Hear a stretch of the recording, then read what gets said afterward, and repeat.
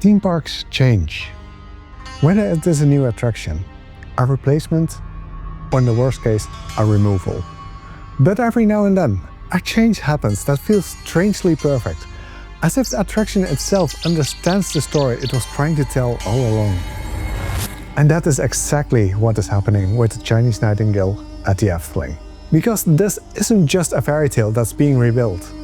This is a fairy tale that, in a way, is reenacting itself. And to understand why, we have to go back to the beginning. When the fairy tale forest opened in 1952, the Chinese Nightingale was already there as one of the original 10 fairy tales. But it was modest, simple. A small bird sat on a branch by a wall, and when it sang, flower buds opened below it. And honestly, that simplicity matters, because the original version of the Chinese Nightingale by Hans Christian Andersen was not about spectacle.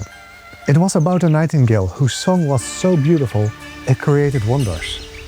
Then, in 1979, that original version disappeared and was replaced by the dragon, Braaklicht geraakt. So for a while, the nightingale was no longer represented in the fairy tale forest at all. Until 20 years later. In 1999, the Efteling brought back the Chinese Nightingale in a completely different way. This time, it wasn't just a tiny scene outside. It became a large indoor show designed by Ton van de Ven, one of the most important creative figures in Efteling history. And this version was far more dramatic. You didn't just see a bird, you actually stepped into a retelling of Andersen's story. The Emperor, the mechanical nightingale, the sickbed, the atmosphere, and even death. It was bigger, darker, and much more elaborate than the 1952 version had ever been. And that is where the strange parallel begins. Because in Andersen's original fairy tale, the real nightingale is treasured for its natural beauty. But then, the Emperor receives a dazzling artificial nightingale, a jeweled mechanical bird. The Emperor loves it because it's glittering, predictable, and easy to understand. Because of this, the real nightingale flew off. But later, the artificial bird breaks down and leaves the Emperor sick with grief.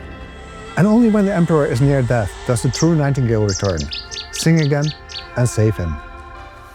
So think about the shape of that story. First the real bird, then the grand artificial replacement, and then the return. Now look at what has happened in the Efteling itself. The Chinese Nightingale started as a small, simple display in 1952. Then it returned in 1999 as a much bigger, more elaborate showpiece.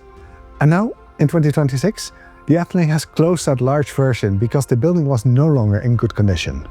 The park says the fairy tale will return in a new form near the fairy tale library from 2027 onward. And that is the part that makes it so fascinating. Because whether intentionally or not, the attraction's history now echoes the logic of Andersen's fairy tale. It lines up almost too well. A humble original. A more ornate, more theatrical replacement. And then a return. And maybe that is why this news hits Efteling fans in such a specific way. Losing the 1999 version feels significant because it was one of Ton van de Ven's last fairy tales and because it had such a unique tone in the fairy tale forest. But at the same time, there is something beautifully appropriate about the Chinese Nightingale not disappearing completely, but returning again. That is the story. That has always been the story. The real magic of the Chinese Nightingale was never that it was the biggest fairy tale, or the loudest, or the most technologically impressive. In Andersen's version, the false bird is the flashy one. The real bird is the one that matters. So maybe the most poetic way to look at this is not that the Efteling is downgrading the Chinese Nightingale. Maybe it is that the fairy tale is doing what it has always done. It began as something small and alive.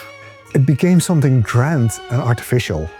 And now, after that grand version has reached its end, the Nightingale is coming back once more.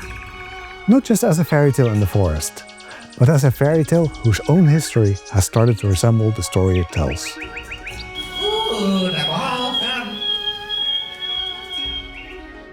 Thank you for watching. Don't forget to like this video and subscribe, and I will see you in the next one.